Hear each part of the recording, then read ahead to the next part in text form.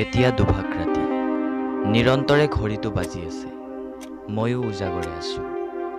নিশাৰ নিৰ্জনতাত তোমাৰ প্ৰেমিক কবিয়ে আজি তোমাক লৈয়েই কবিতা লিখিছো। শিৰোনামা, প্ৰিয়তমা তুমি সাৰে আছানে? তোমাক লগ পোৱাৰ হেঁপাহত কিমান যে অপেক্ষাৰত মই আজি ভাগৰি পৰিছো। ভাৱনাৰ তৃপ্তিত হুমুনিয়াহটোক বাদে মোৰ আৰু একো নাই। এটা সময় আছিল, কিমান যে সপোন চব উটি ভাহি গ'ল।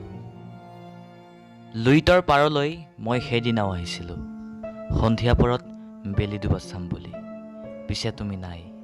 নুপুৰৰ সেই ঝংকাৰ নাছিল, যিয়ে তুমি অহাৰ বতৰা দিছিল। কিমান যে ভাল লাগিছিল, লুইতৰ বিশাল বুকুৱেদি প্ৰতিবিম্বিত হৈ আহিছিল পশ্চিমী সূৰ্যৰ হেঙুলীয়া পোহৰ। মাজে মাজে জিলিকি উঠিছিল তোমাৰ মুকুতা দুপাৰী মিচিকীয়া হাঁহিটোত।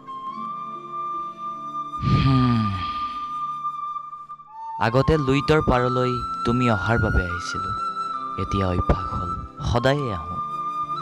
আগতে সন্ধিয়া বেলি ডুবা চাবলৈ আহিছিলোঁ, এতিয়া দিনটোৰ স্মৃতিবোৰ উটুৱাবলৈ আহোঁ। সকলোবোৰ পাহৰি কাইলৈ আহিবলগীয়া দিনটোলৈ অপেক্ষা কৰি থাকোঁ। আজিকালি অৱশ্যে মই বহুত সলনি হ'লোঁ। জীৱনটোক আগুৱাই নিবলৈ এখন ৰুটিনো বনাই লৈছোঁ। সময়বোৰ ভাগ ভাগ কৰি লৈছোঁ।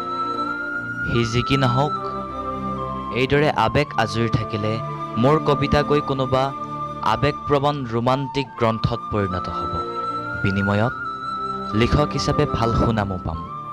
২-৪টা নিউজ চেনেলে সাক্ষাতো ল'ব, কিন্তু কোনো লাভ নাই, কোনো লাভ নাই। ইমানবোৰৰ পিছতো মোৰ আৱেগে তোমাৰ অন্তৰ ঢুকি নাপাব, তোমাৰ অন্তৰ স্পৰ্শ নকৰিব।